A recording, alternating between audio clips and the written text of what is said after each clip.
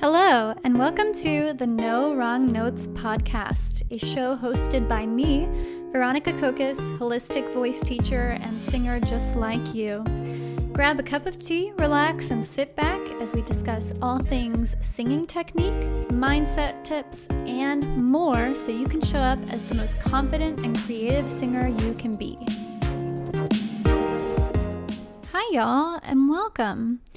Fall is in full swing in the studio, and the weather is getting colder here in Virginia, which means it is also cold and flu season for singers. Yikes!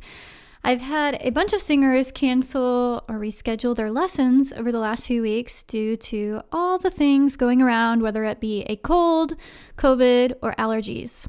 If you have also been struggling with any of the above, you might be wondering, how can you sing when you're fighting for your life against these things?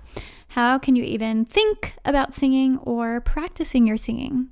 The truth is that practicing your singing doesn't always have to look like actual singing. Yes, you heard that right. Practicing your singing doesn't always have to mean actual singing and vocalizing.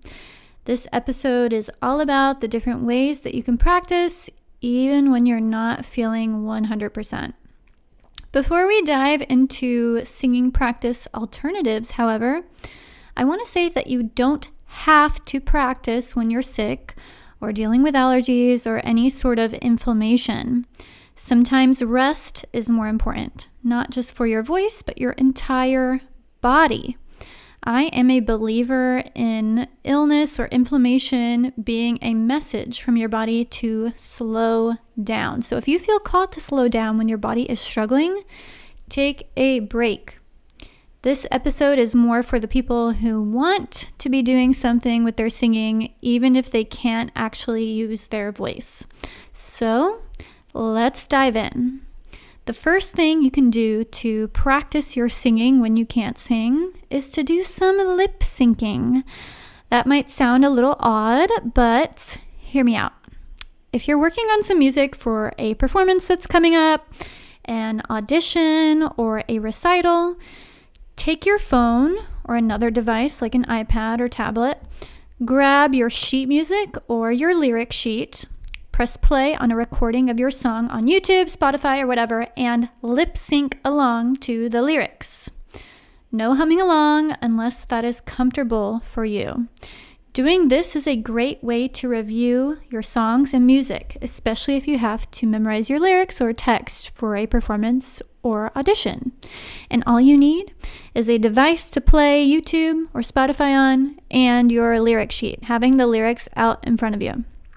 And if you want to take this a step further, take this exercise to the bathroom mirror or another mirror in your house and lip sync in front of the mirror, adding in any acting or gestures, movement, facial expressions that you know you want to use, especially if you're performing this. And if you're not sure of what you're going to be doing on stage or in the audition room with your body language or acting, this is another excellent opportunity to practice that and brainstorm. This lip syncing technique isn't just good for when you can't sing either. It's also great for when you've been practicing a lot for something and you're starting to experience vocal fatigue. It's just another way to practice what you're working on without vocalizing, without making sound. The second tool I'll share for when you can't sing is to research your music. Spend some time researching your music, getting to know what it's about. What is the background of the song or songs you're singing? For pop rock music, Genius.com is always a fun resource to check out. While I often encourage students to figure out the meaning of their songs for themselves without Genius.com first, that website can give you additional info on why the song was written and info on why the songwriters wrote the song the way that they did. For example, I was working on No Surprises by Radiohead with a student last week. And after this student and I discussed how they interpreted the song and the meaning behind it, we went on Genius.com and discovered excerpts from interviews that Thom Yorke had given on the song, saying that he wrote the song on a bus ride, just looking around at the people on the bus and thinking about these things.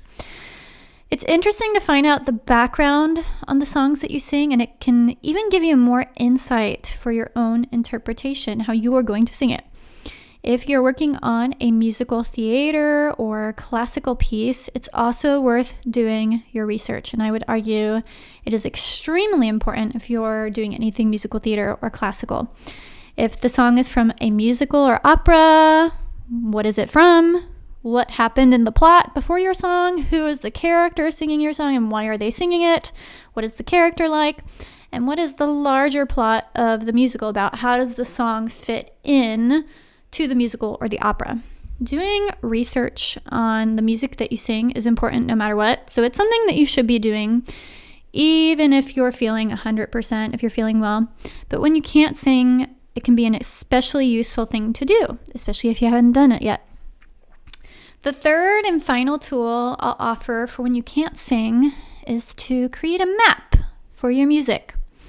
What I mean by this is taking your sheet music or a lyric sheet with the lyrics printed on it and planning out what you're going to do vocally. This is something that we do in classical music, in choir, and musical theater all the time, doing things like marking your music for breath marks, writing in dynamics, and other vocal stylings like singing legato, singing staccato. But I want to shout out Kelly Scott of Kelly Scott Vocal Studios, who I actually did an interview with on this podcast last year. She reminded me that you can do this with pop rock songs too. If you're singing a pop rock song, take your lyric sheet. So actually print out a sheet with your lyrics on it. You can copy and paste the lyrics from Google, put them into Google Sheets or in Notes and print that out. And then once you've got your printout, write in the creative things that you're going to do vocally.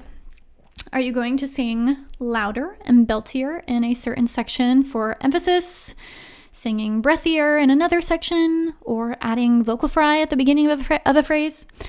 All of those things are things you can write down on your lyric sheet, marking those things out to the side with your pen or pencil. And I actually did this with a student who was getting ready to record and perform No One by Alicia Keys for a competition that she was entering. She was doing filming herself singing the song, and that was like the first round of the competition. And so what we did was we did this exact thing. We took her lyrics, copy and pasted it into a Word document, and then we wrote in things like her dynamics, underlining certain sections that she wanted to emphasize. And this is probably the most important thing.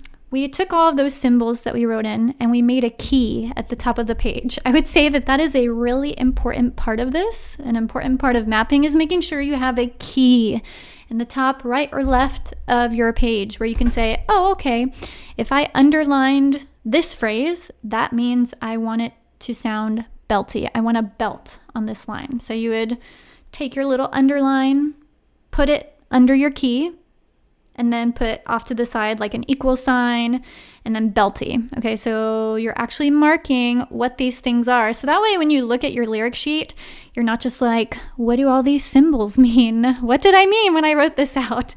So making sure you include your key.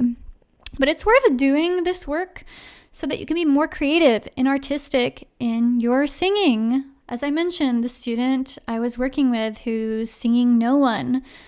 No One by Alicia Keys is a pretty popular song, or at least it used to be. I don't know if it still is, but it used to be super popular. I feel like there's plenty of people that have sung it. Alicia Keys, of course, sung it, and she did her thing with it.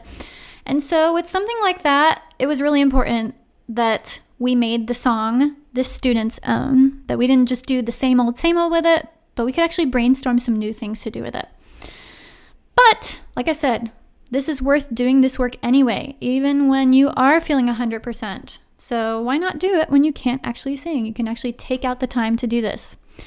Now, to recap what I've shared in this quickie little episode, the 3 things I recommend doing when you can't sing and want to practice, want being the key word, are 1, lip syncing, 2, researching your music, and 3, mapping your music. I'm sure there are other things I'm forgetting, but these are the top 3 things that came to mind when I was thinking about this episode. And like I said at the beginning, these things are for when you want to practice, okay? Don't feel like you have to practice when you're sick, okay? I think that we can kind of get into this mindset of, oh my gosh, I got to practice, I got to do the thing, I got to do this.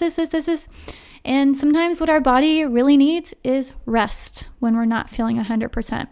So please listen and pay attention to the signals that your body is sending you.